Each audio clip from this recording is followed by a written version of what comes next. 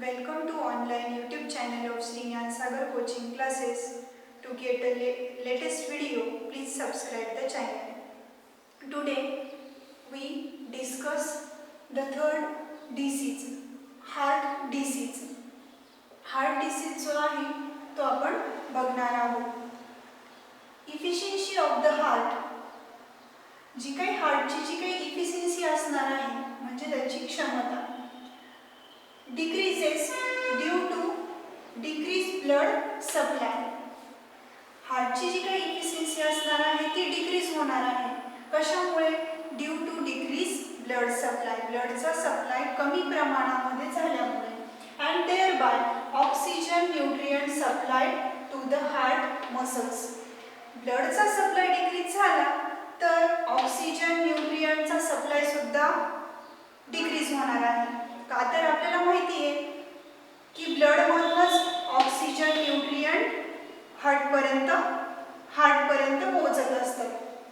म्हणून जर ब्लडचा supply decrease झाला तर oxygen nutrient supply is also decrease. Due to this, यामुळे काय होणार आहे? Heart has perform more work that leads to stress on it. आणि हार्टला जास्त प्रमाणामध्ये वर्क करावं लागेल आणि जास्त प्रमाणामध्ये वर्क केल्यामुळे त्याच्यावरती स्ट्रेस येणार आहे. This causes heart attack. आणि यामुळे हार्ट अटॅक येऊ शकतो. सिम्पटम्स: सिव्हिअर चेस्ट पेन, छातीमध्ये तीव्र वेदना होणं हे एक सिम्पटम आहे. Pain in a shoulder, neck, arm. Shoulder, neck, आर्मच्या भागामध्ये वेदना होणं. क्रॅम्प इन अ हँड, हाताच्या भागामध्ये किंवा हातामध्ये गोळे येणं किंवा हात आखडणं. अनइझीनेस, अनइझीनेस म्हणजे चांगलं फीलिंग बरं न वाटणं किंवा डिस्कम्फर्ट फील होणं. ट्रिमर्स म्हणजे थरथर होणं. अशा प्रकारे हे सर्व काय आहे? सिम्पटम्स आहे हार्ट डिसीजचे. रिझन्स: स्मोकिंग, अल्कोहोलिझम म्हणजे मद्यपान करणं, स्मोकिंग करणं, मद्यपान करणं. डायबेटीस, हे आपण डायबेटीस हा पण आपण आजार बघितला, डिसीज बघितला की जो शुगर लेवल इन्क्रीज झाल्यामुळे होत असतो. आणि पॅनक्रियाने कमी प्रमाणामध्ये इन्सुलिन सेक्रेशन केल्यामुळे शुगर लेवल, ब्लडमध्ये जी काही शुगरची लेवल आहे ती इन्क्रीज होते आणि डायबेटीस होतो. याच्याबद्दल आपण मागेच इन्फॉर्मेशन घेतलेली आहे. त्यानंतर हायपरटेन्शन, तीव्र प्रमाणामध्ये टेन्शन किंवा तणाव, अशी सिच्युएशन म्हणजे हायपरटेन्शन. हायपरटेन्शन हे पण एक कारण आहे, रिझन फॉर हार्ट अटॅक और हार्ट डिसीज. त्यानंतर आहे ओबेसिटी. ओबेसिटी म्हणजे लठ्ठपणा. लॅक ऑफ फिजिकल एक्सरसाइज, व्यायामाची कमतरता किंवा व्यायाम वगैरे एक्सरसाइज वगैरे न केल्यामुळे सुद्धा हार्ट डिसीज होऊ शकतात. त्यानंतर हेरिडिटी. हेरिडिटी म्हणजे अनुवंशिकता. माता पित्यांना जर असेल तर तुम्हाला पण किंवा नेक्स्ट जनरेशनला पण हार्ट डिसीज होऊ शकतात. Heredity is also reason. Mental stress, मानसिक तणाव. त्यानंतर अँगर, चिडचिडपणा किंवा रागवणे. अँझायटी म्हणजे चिंता करणे, रागवणे, स्ट्रेस घेणे. हे सर्व जे आहे these are all reason of heart disease. हे सर्व हार्ट डिसीजचे रिझन आहे. Treatment of heart disease. Heart disease ज्या काही ट्रीटमेंट आहे त्याचा हा चार्ट आहे. त्याच्यामध्ये फर्स्ट आहे angioplasty. Angioplasty is a procedure to restore the blood flow. या अँजिओप्लास्टीमध्ये जो काही ब्लड फ्लो आहे तो पुन्हा सुरळीतपणे केला जातो. Restore the blood flow. याच्यामध्ये एक thin tube inserted to the patient body through arm or leg. पायाच्या भागामधनं किंवा हाताच्या भागामधनं एक थिन ट्यूब इन्सर्ट केली जाते.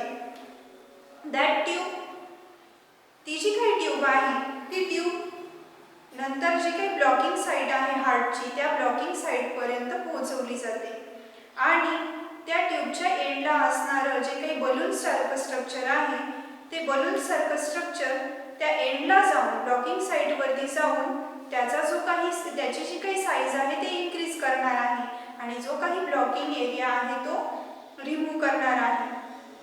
अशा प्रकारे अँजिओप्लास्टी इज अ ट्रीटमेंट. ही एक ट्रीटमेंट आहे हार्ट डिसीज वरती केली जाणारी. त्यानंतर आहे बायपास सर्जरी. बायपास सर्जरीमध्ये ब्लॉकिंग जी काही वेन आर्टरी असेल त्या ब्लॉकिंग आर्टरीला दुसरा जो काही मार्ग आहे किंवा दुसरा वे जो काही आहे तो दिला जातो जेणेकरून दुसऱ्या वेने जे काही ब्लड आहे ते फ्लो होऊ शकणार आहे. त्यानंतर ओपन हार्ट सर्जरी, इथे डायरेक्टली सर्जरी केली जाते आणि जे काही ब्लॉकेज वगैरे असतात ते रिमूव्ह केले जातात. हार्ट ट्रान्सप्लांट, इथे कम्प्लिटली पेशंटला न्यू हार्ट दिलं जातं आणि त्याचं हार्ट काय केलं जातं, रिमूव्ह केलं जातं. Installation of stent. स्टेंट जे आहे ते एक वायर मेश लाईक स्ट्रक्चर आहे, जाळीदार असं एक स्ट्रक्चर आहे जे की ब्लॉकिंग एरियामध्ये परमनंटली इन्सर्ट केलं जातं जेणेकरून तो ब्लॉकेज जो आहे तो ब्लॉकेज तिथनं रिमूव्ह होईल आणि तिथनं ब्लड व्यवस्थितपणे फ्लो होऊ शकेल. यासाठी स्टेंट जे आहे ते तिथे ब्लॉकिंग साईटवरती प्लेस केला जातात. Installation of pacemaker. पेसमेकर सुद्धा इन्स्ट्रुमेंट आहे. Is an small instrument that place in a chest or abdomen of the patient. पेशंटच्या चेस्टमध्ये किंवा ॲब्डॉमेनमध्ये हे पेसमेकर प्लेस केलं जातं, फिक्स केलं जातं. टू कंट्रोल द ॲबनॉर्मल जर रिदेमिक रेट असेल म्हणजे हार्टचं जे काही कॉन्ट्रॅक्शन आणि रिलॅक्सेशन जे काही होत आहे ते जर प्रॉपर होत नसेल, रिदेमिक मॅनरमध्ये होत नसेल तर पेसमेकर हे इन्स्ट्रुमेंट पेशंटच्या बॉडीमध्ये फिक्स केलं जातं जेणेकरून जे काही प्रॉपर हार्ट बीटिंग किंवा कॉन्ट्रॅक्शन आणि रिलॅक्सेशन प्रोसेस ही प्रॉपरली व्हावी यासाठी हे पेसमेकर इन्सर्ट केलं जातं. नेक्स्ट आहे first aid for a heart disease. Heart डिसीजसाठी फर्स्ट एड ट्रीटमेंट म्हणजे प्रथम उपचार काय करणार आहात. First call a ambulance, that is 108. ॲम्ब्युलन्सला कॉल करणार आहे. नंतर पेशंटची कॉन्शियसनेस जो आहे तो चेक करणार आहे म्हणजे पेशंट शुद्धीवर आहे की नाही ते चेक करणार आहात. त्यानंतर next lie down the patient on hard horizontal surface. त्या पेशंटला हार्ड अशा कठीण अशा सरफेसवरती झोपवणार आहात. And give a compression only life support त्याला देणार आहात. त्याच्यासाठी कॉम्प्रेशन ओनली लाईफ सपोर्ट म्हणजे काय तर press the thorax of patient at least 30 times at the rate of 100 to 120 stroke per minute. म्हणजे प्रत्येक मिनिटाला जवळजवळ 100 to 120 टाइम्स त्या पेशंटच्या थोरॅक्सला तुम्ही प्रेस करणार आहात, स्ट्रोक करणार आहात म्हणजे मारणार आहात जेणेकरून त्याचं हार्ट काय होऊ शकतं, वर्क होऊ शकतं. जोपर्यंत त्याला जी काही ट्रीटमेंट आहे ती ट्रीटमेंट अवेलेबल होत नाही आहे तोपर्यंत हे जे काही फर्स्ट एड आहे प्रथम उपचार करणार आहात. नेक्स्ट बघणार आहे आपण ऑलवेज रिमेंबर. ऑलवेज रिमेंबरमध्ये काय सांगितलेलं आहे तर जे काही आजार आहे the disease cannot occur by the anger of God or divine curse or hating anyone other किंवा एखाद्याचा तिरस्कार केल्यामुळे किंवा दैवी कोपामुळे हे डिसीज होत नाही. Disease are caused by due to a scientific reason. Disease होण्यामागे काही सायंटिफिक रिझन्स असतात आणि म्हणून डिसीजला क्युअर करायचं असेल तर प्रॉपर मेडिकल ट्रीटमेंट ही गरजेची असते. नॉट बाय चॅन्टिंग मंत्रास और मॅजिक स्ट्रिक्स. मॅजिक स्ट्रिक्स किंवा त्याच्याने ते क्युअर होत नाही. Proper treatment and medical medical help is necessary for cure disease. Next आपण बघतोय मिसयूज ऑफ मेडिसिन. मेडिसिनचा मिसयूज केल्यामुळे, दुरुपयोग केल्यामुळे काय होणार आहे? If some person take some medicine without any prescription of doctor and overdose of such a medicine causes the bad effect on health. अशा वेळेस त्या पर्सनवरती बॅड इफेक्ट त्याच्या हेल्थवरती होणार आहे. फॉर एक्झाम्पल, जर पेनकिलर सारख्या मेडिसिनचा जर ओव्हरडोस होत असेल, causes the damage the nervous system. Painkiller सारखं मेडिसिन तुमची नर्वस सिस्टीम, त्याचप्रमाणे लिव्हर डॅमेज करू शकतं. त्याचप्रमाणे एक्सक्रिटरी सिस्टीम जी आहे ती सुद्धा डॅमेज होऊ शकते. अँटीबायोटिकचा जर ओव्हरडोस झाला तर स्टमक ॲक, नौसिया, पोट दुखणं, मळमळ होणं, dysentery, white patches on a tongue, अशा प्रकारचे काही सिम्पटम्स किंवा अशा प्रकारचा त्रास होऊ शकतो.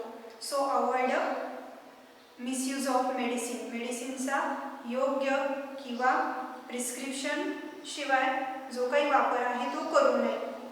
नेक्स्ट आपण बघूया generic medicine. Generic medicine called as a general medicine. Generic मेडिसिनला काय म्हणतात? जनरल मेडिसिन म्हणतात. Are manufactured distributed without any patent. म्हणजे ह्या ज्या मेडिसिन आहे कुठल्याही मॅन्युफॅक्चर करताना किंवा डिस्ट्रीब्यूट करताना जो काही पेटेंट आहे, चार्ज आहे, patent is a charge collected by जो जी कंपनी प्रोड्यूस करणार आहे ती कंपनी चार्ज घेणार आहे किंवा एक चार्ज आहे तर तो चार्ज कुठल्याही प्रकारे मॅन्युफॅक्चर किंवा डिस्ट्रीब्यूट करणारे जे आहेत तो पेटेंट घेणार. विदाउट एनी पेटेंट ह्या मेडिसिन काय केल्या जातात? मॅन्युफॅक्चर केल्या जातात आणि डिस्ट्रीब्यूट केल्या जातात.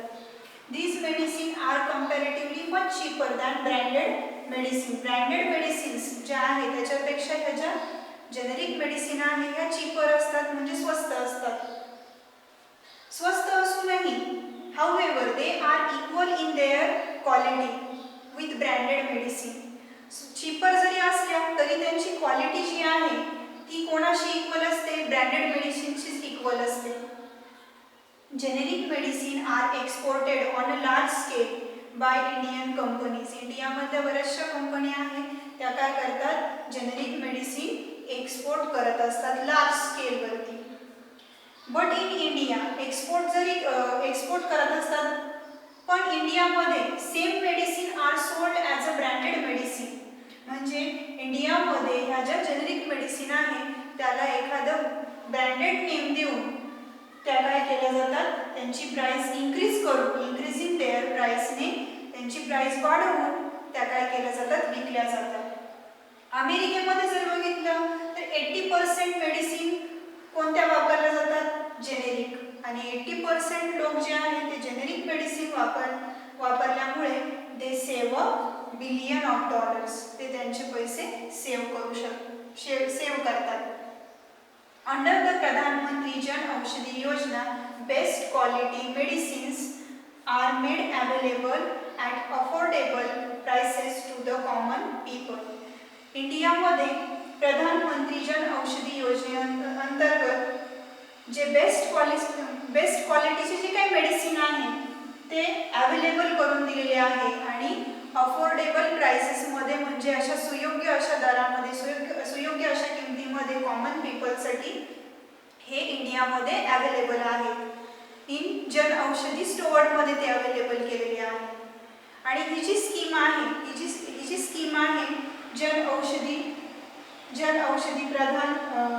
प्रधानमंत्री जन औषधी योजना ही जी स्कीम आहे ही 1 जुलै 2015 पासून ही सुरू केलेली आहे. नंतर आहे लाईफस्टाईल अँड डिसीज बद्दल आपण बघू. जर तुमचं लाईफस्टाईल जर प्रॉपर असेल, प्रॉपर लाईफस्टाईल जर फॉलो करत असाल तर तुमची हेल्थ कशी असेल? चांगली असेल.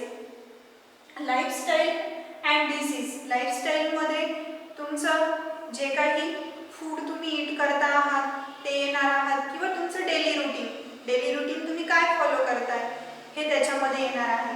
मग त्याच्यामध्ये फिजिकल एक्सरसाइज, योगासन, प्राणायाम, proper timing, proper meal timing, जेवणाच्या योग्य वेळा फॉलो करणं. त्याचप्रमाणे जंक फूड जे असेल, जंक फूड, पिझ्झा, बर्गर हे टाळणं, avoid this junk food. And good lifestyle जर फॉलो केली तर तुमची हेल्थ चांगली असू शकते. त्यानंतर आहे vaccination. Vaccination is also important for good health. म्हणजे वॅक्सिनेशन जर दिलं गेलं किंवा एखाद्या आजाराचं जे काही वॅक्सिनेशन म्हणजे लसी दिल्या जातात त्याच्यामुळे जो काही आजार होणार आहे किंवा जे काही इन्फेक्शियस डिसीज आहे ते इन्फेक्शियस डिसीज होण्यापासून तुम्ही काय वाचू शकतात. So vaccination is important for a good health.